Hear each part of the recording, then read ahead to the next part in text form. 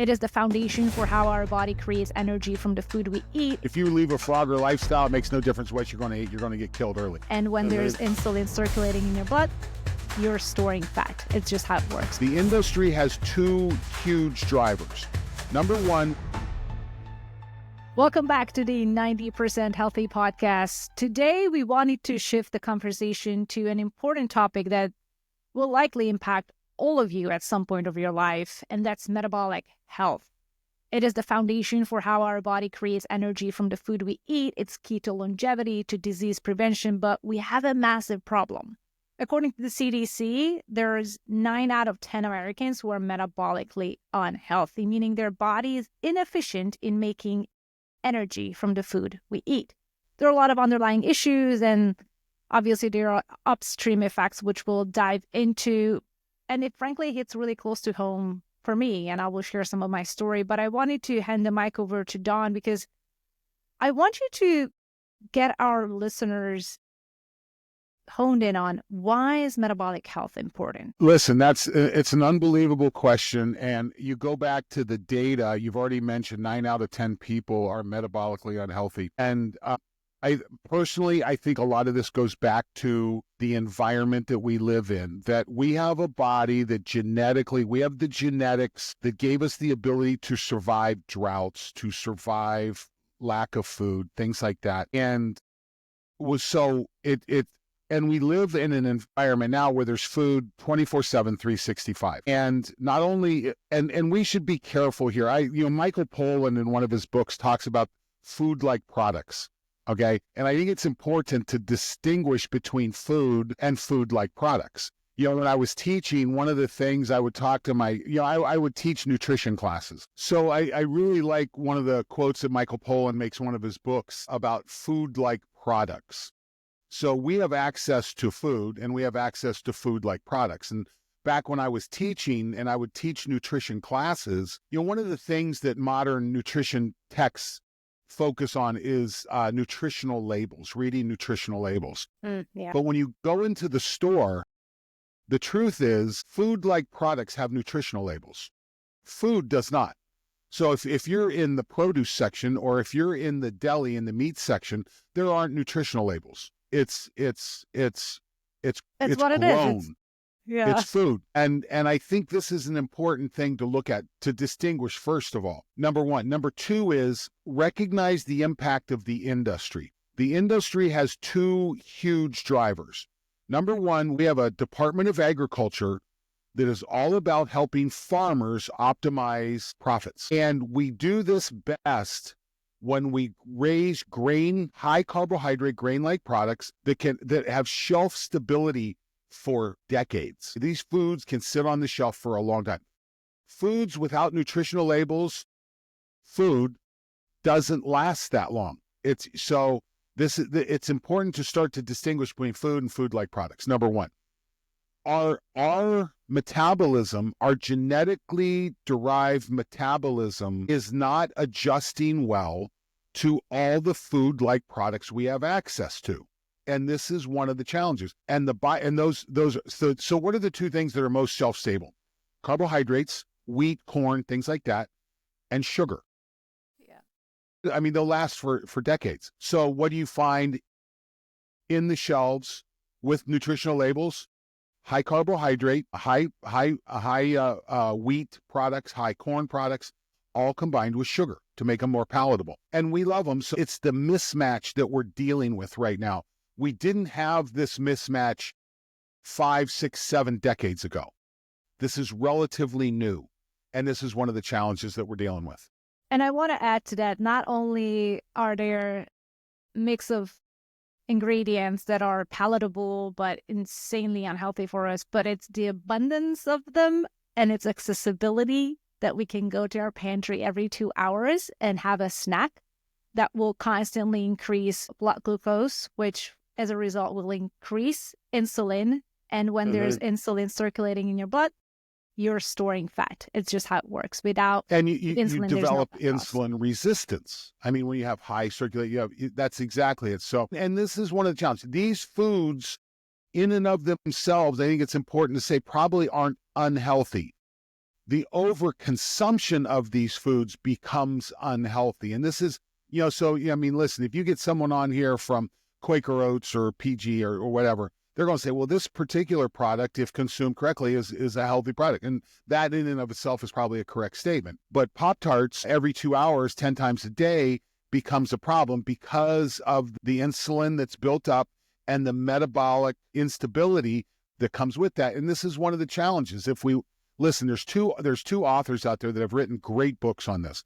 I love Dr. Peter Attia's book, Outlive. He calls the result of this the 4 horsemen of longevity. I mean, these are the things that are going to take you out. I like Robert Lustig's book. Dr. Robert Lustig's book, Metabolical, does a beautiful job of lining up not only the big picture, what's going on with big medicine, big pharma, big food, but also how does that impact at an individual level with high insulin levels and the dysregulation of your metabolism. Both 2 great places to go back and refer to.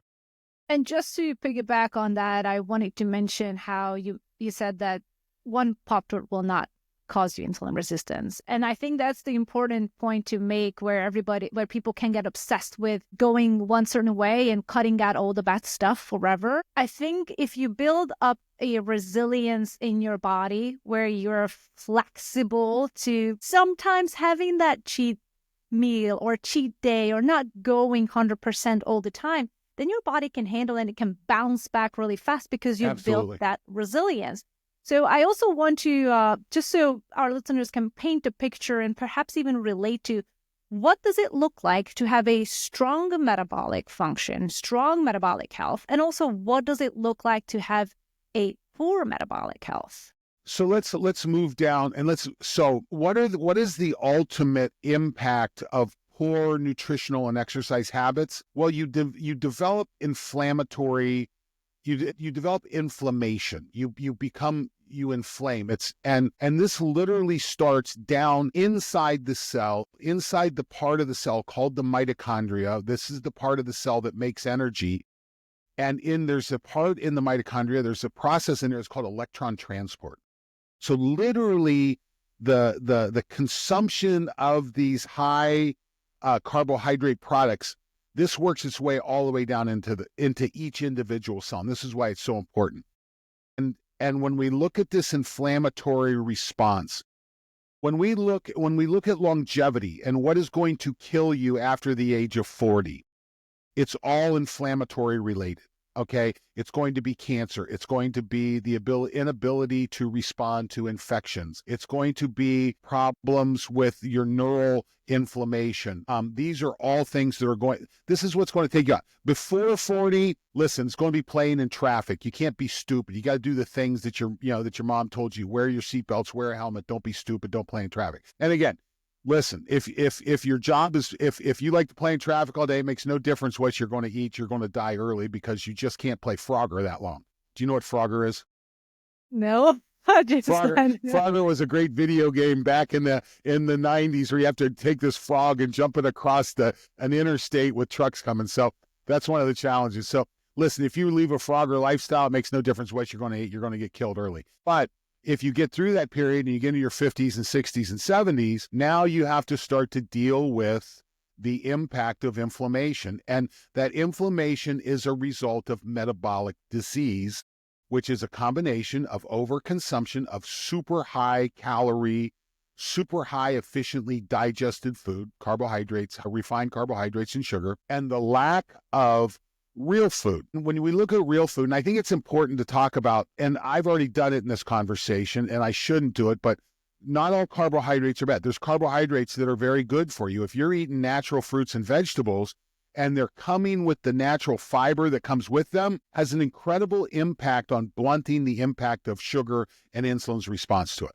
So that's why eating fruits and vegetables and fruits, I should say, it's more important to consume, but in getting that fiber intake. So when you hear about fiber, and again, eating a spoonful of some kind of a psyllium supplement because you're eating 12 Pop-Tarts a day doesn't solve the problem. You've got to add the pieces in nutrient-dense food, and nutrient-dense food comes from natural food. So that's it.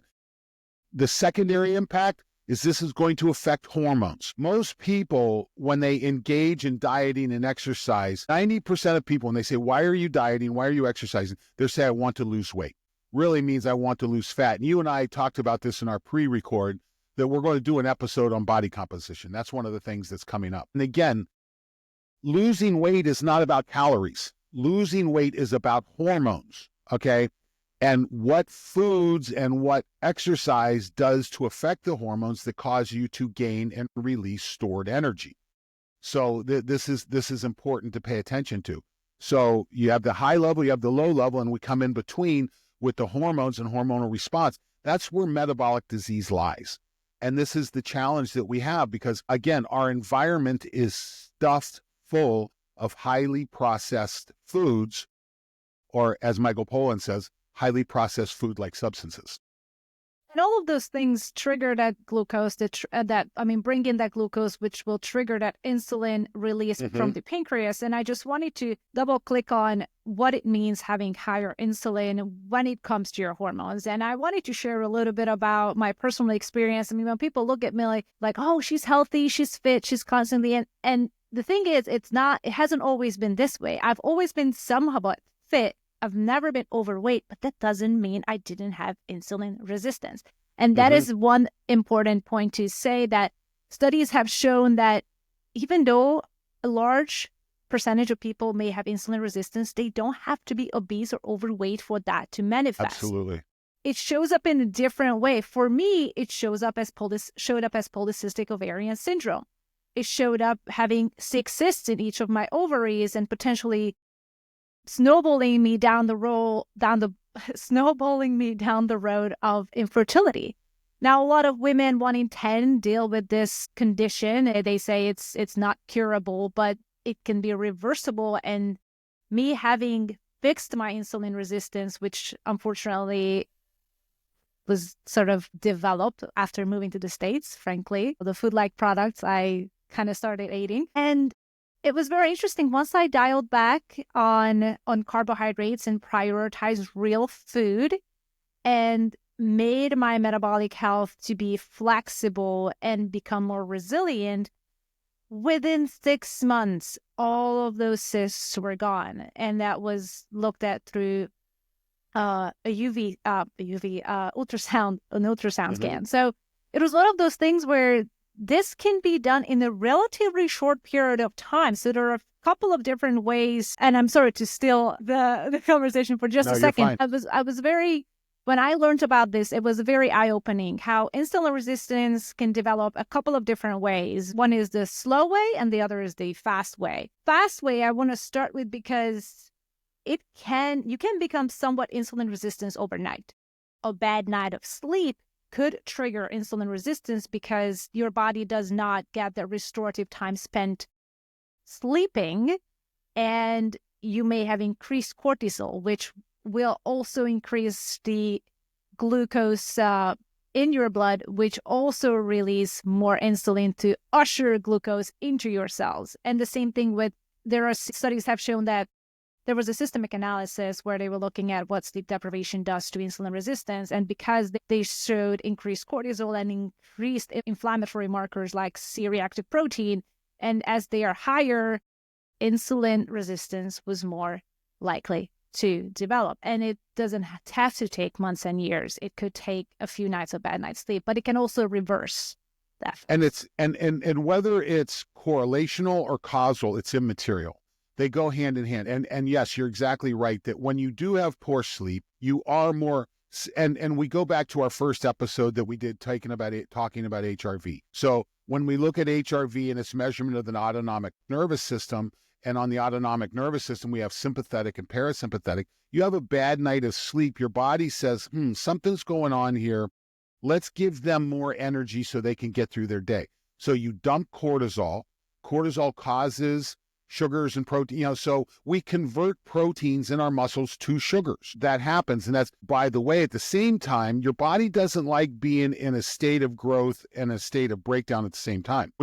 When you're taking cortisol, you're in catabolism, you're breaking down. So cortisol blocks testosterone. Okay. So all those great growth factors, they're not even playing the game.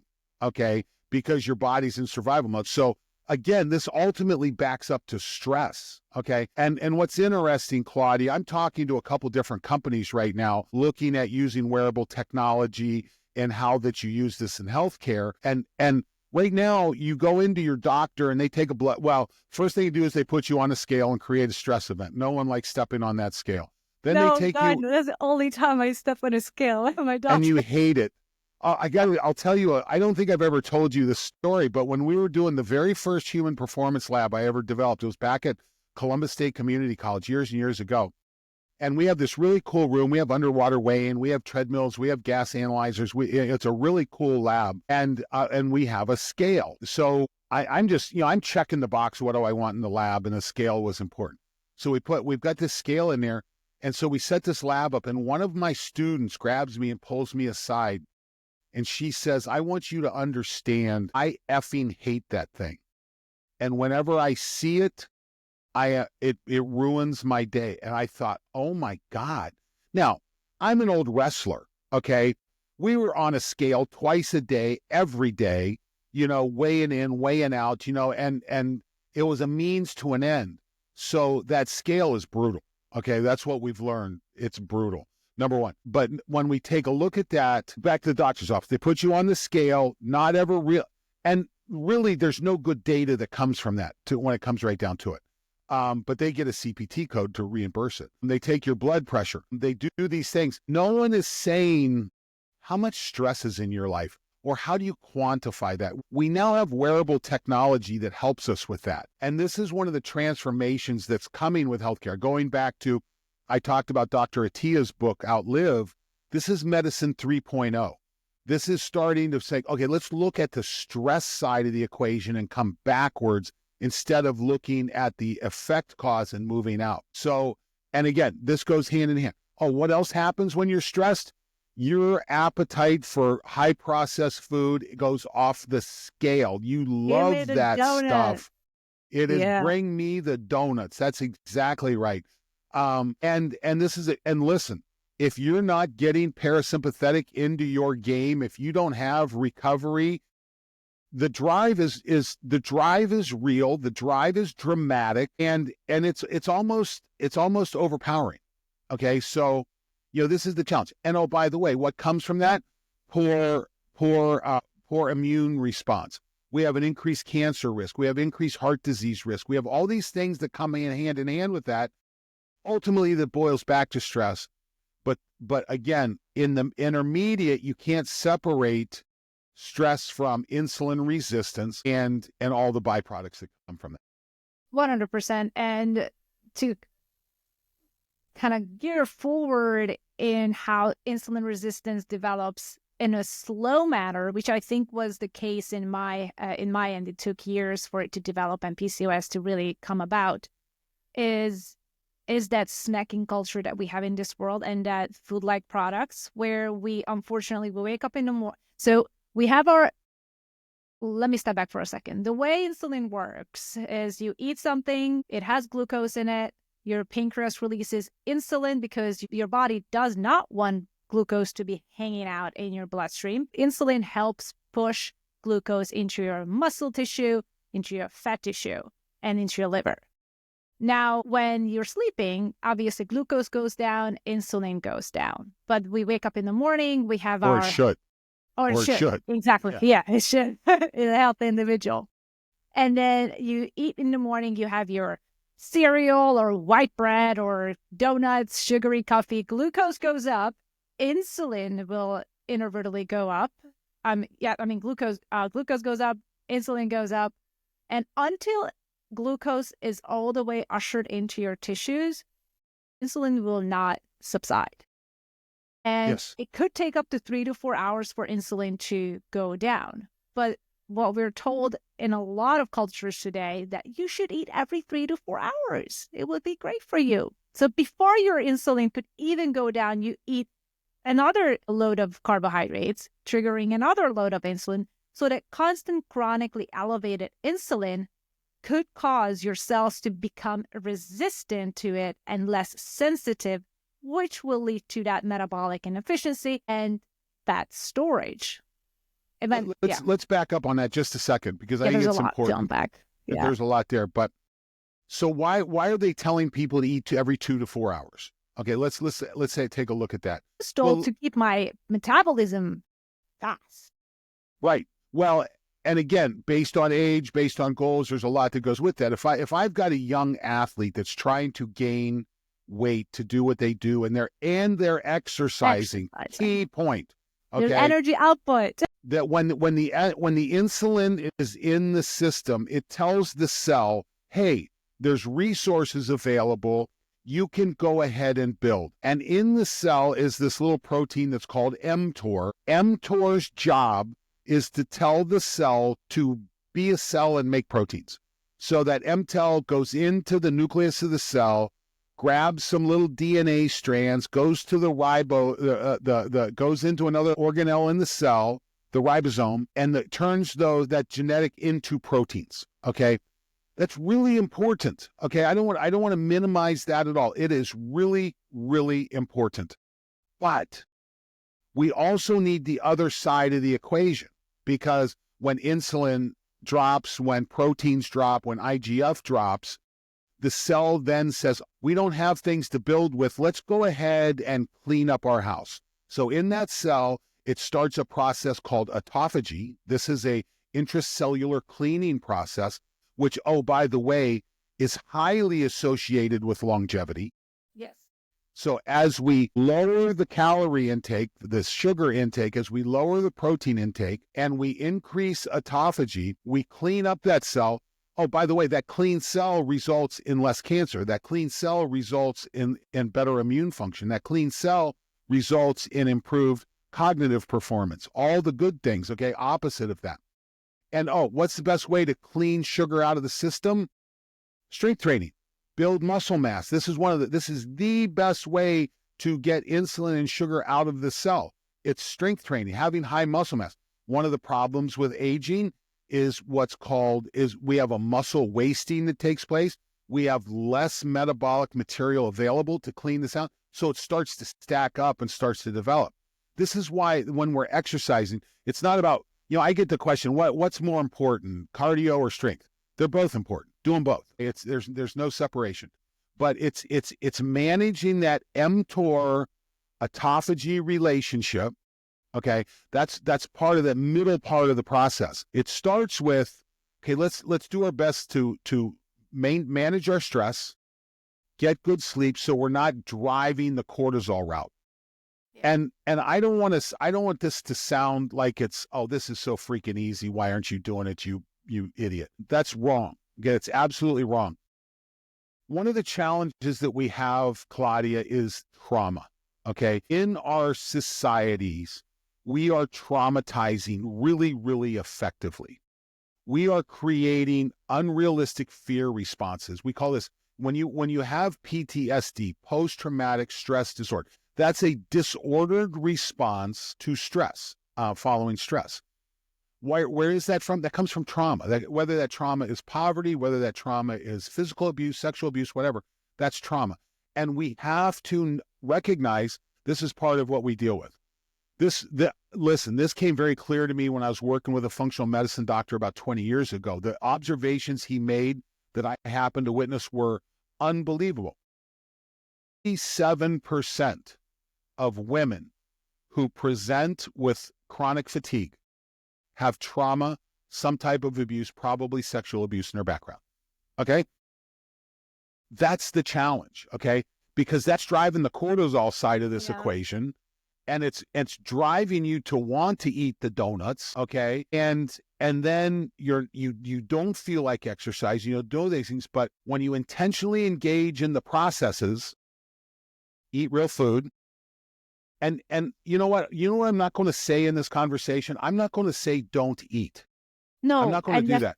That's where I want to go next. Let's talk about how we can fix this. Yes, because it can lead to type 2 diabetes. I was on track to develop type 2 diabetes. And it's happened to me. I have to deal with this every day. It's reversible. It's manageable. It takes time. It's totally manageable. Yeah, and it doesn't have to be the long fasts. It doesn't have to be the extreme, strict caloric deficit.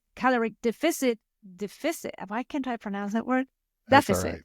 right. There Yes. we go. Here we go. Deficit. But you can create sustainable change over time where your body is not shocked with not having enough calories and constantly being hungry. Because then once you do eat, it will just eat up all the calories that you are putting in. So it doesn't create that metabolic flexibility that you want. You want your And body to be it feeds the feedback mechanism in a negative way. right. No You doubt want your about it. body to be efficient in swapping back and forth between burning fat for energy and sugar for energy, whichever one is available at any moment. So Don, would you Let's dive touch on into that that a for little just a bit? Yeah, second. because there's a lot there. So you've also got to recognize the fact that we have what's called enzymes.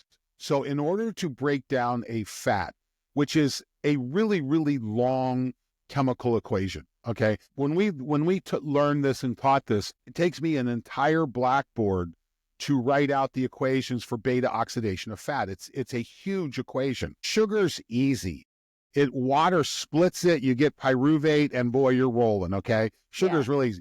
And I use a term, and I like this, it's a little too simplistic for the scientific community, but fat enzymes are lazy.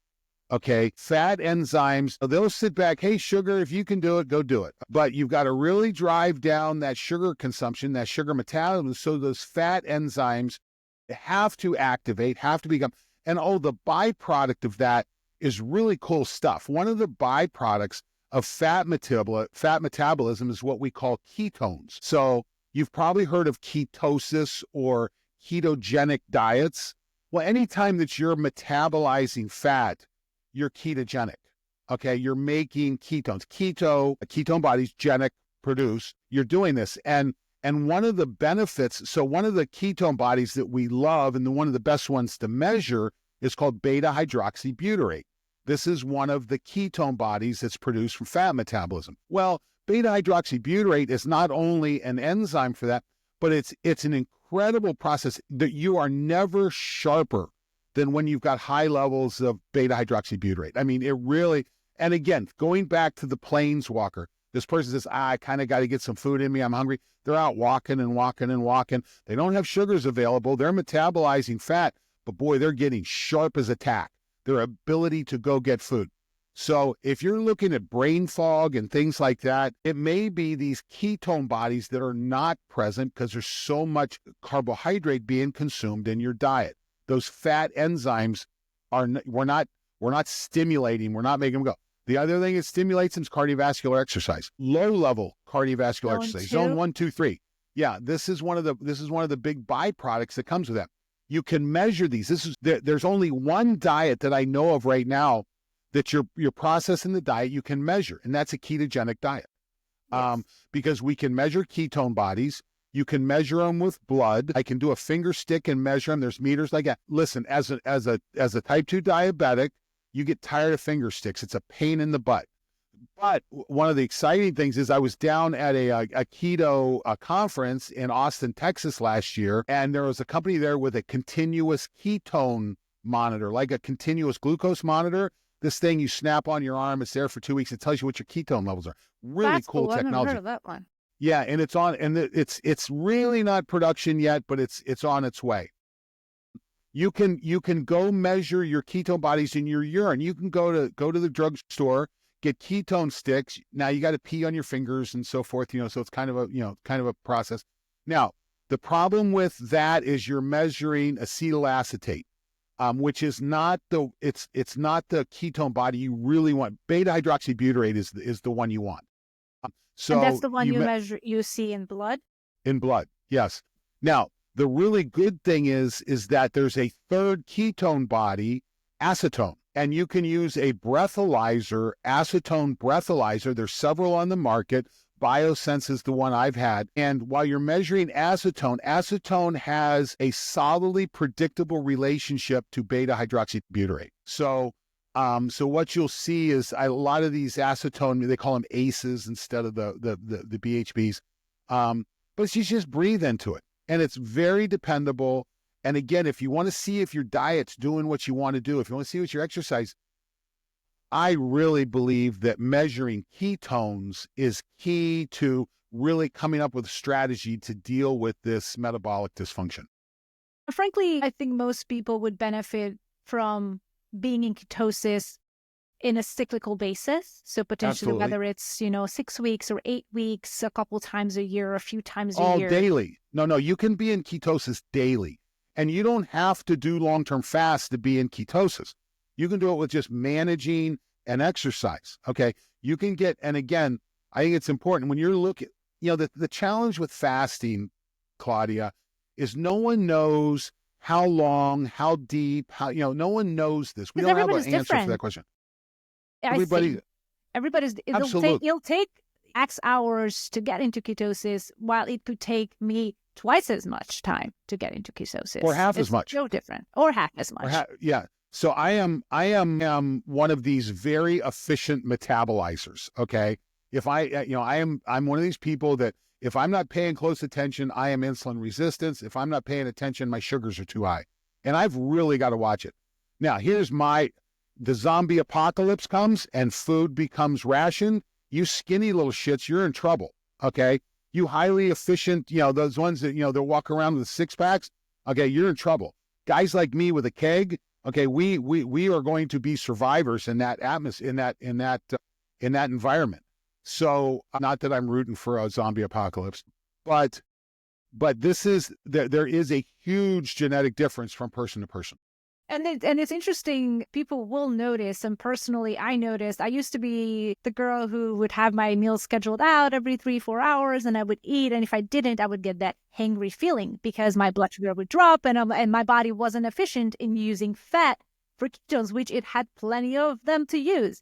And once I was able to dial in my flexibility and really be more efficient in using fat for fuel, I love being in a fasted state, or Yeah, eating high fat at certain times of my cycle. Obviously, for women, there needs to be smart carbohydrates built in throughout the second half of the absolutely. cycle. But that hangry thing that people talk about is completely gone. I can go for hours. I've done, extended fast, 2-3 days, plus the 5-day prolonged fast. So I've done extended fast where my body taps into being completely in ketosis. But even short term, my body is okay if it doesn't have food. In fact, I notice I love recording this podcast in the morning hours or before noon because I love being on here talking Sharp. You like being sharp sharp. and Yes. actually having my mind clear and know where it's going, even though sometimes I can't pronounce a word, but that's just because I'm not American. That's So it's just one of those things where anybody can benefit from it. And it's really cool that you can track it. I frankly have never tracked it. I've tracked my glucose before with a CGM, but I've never tracked my ketones, which would be something interesting to do. I'm surprised it's taken so long for the ketone body things to catch up. Listen, when you look at treating diabetics, I'm blanking on the group right now that does this, but they have cured diabetes using ketogenic diets. Okay. Oh, I bet. And now the research is there, the insurance companies are backing it up. This is all good stuff. And who doesn't like ketogenic diets? Well, maybe companies that sell refined carbohydrates. They're probably creating some research that says maybe this is bad, or there's some terms that get thrown around inappropriately. What we know is ketogenic diets. It's the only diet that you can measure fat metabolism. Period. End of story. Okay, Yeah. that's what's so important. And if you've heard me say it before, humans like scoreboards. We like Uh-huh. to see if we're making progress. Yeah. Whether it's Biosense or Keto Mojo or any of these other products. Again, I like the breath tools more than I like this finger stick tools. This is important. But yeah, it makes a lot of sense. It helps you deal with insulin resistance. And again, if I have high insulin levels, my body says store energy, and that's where I gain fat. I only release fat when insulin is low. Okay. Then the body will start to break this loose and release it. And you're only burning fat when you're producing ketone bodies. Yeah. So this is the other side of that that's so important. And again, if this is something you're struggling with, maybe add a little bit of measurement. Again, it's dirt cheap to go to the. I think maybe 30 days Yeah. is $5 or Yeah. $6. Yeah. I think. Again, you got to pee on it and measure it, and you start to get a feeling for it. Gives you feedback, or get, something that's a breath analyzer, or go get a Keto Mojo. You know what I would be interesting to see? I know there are ways to measure ketones and glucose, but I haven't really seen it. And I wonder if there's a way to measure insulin at home. Can you measure your insulin? No, but the same group that's working on the continuous ketone monitor is working on a continuous insulin monitor. Yeah, that's what I would look at. I've not seen it yet. Again, listen, if you're measuring blood sugar, you are so far down the metabolic pathway that you have to get your shit fixed at that point, okay? If you're up at the ketone level, you're a little closer, you got a little bit more variation. If we're measuring insulin, we're doing great. And again, I believe that technology is coming. It'll probably show up in the market first with finger stick insulin, and I'm pretty sure that's out there. Time of day, there's a lot of things that go into qualifying that. But this is the beauty. But let's re-emphasize the fact. The machine runs just like your car. You got to put gasoline or diesel and oil and water and so forth, the key components. For your body, the gasoline is real food. There's a term I heard, JERF, just eat real food. Remember JERF, just eat real food. Add that in. Movement. It's critical that we have movement. When you're just eating real food, it's probably nutrient dense. But if there's a nutrient that's missing, you may need to supplement that, whether it's NAD or spermidine or something like that, to go ahead, because unfortunately, industrial produced foods, even if it's real food, may be low in a particular nutrient. Yeah, unfortunately. So you may need to supplement that up. Sleep, good sleep. Get the sleep so that you're not driving the cortisol side, cortisol blocking all that good stuff. And then finally get the light in your eyes at the right time, get rid of the toxic light so we can establish the circadian rhythm so this stuff flows together and I can have my system cranking. Yeah. So I just want to wrap that up into those pillars: nutrition, sleep, exercise, stress management, and light. These are super, super important for you to dial in different aspects of your life, yet they all influence how your body creates energy and how healthy your metabolic function is.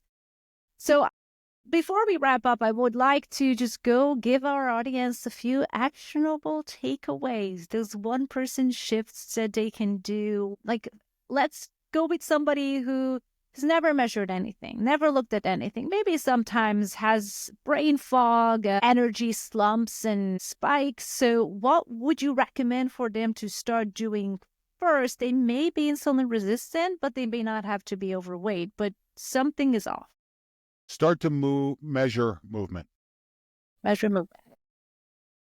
Listen, and measuring movement is relatively easy. It takes a low technology to measure movement effectively, whether it's a step counter or a watch that's measuring movement, or things like, or your phone. Most people have a cell phone that can measure movement.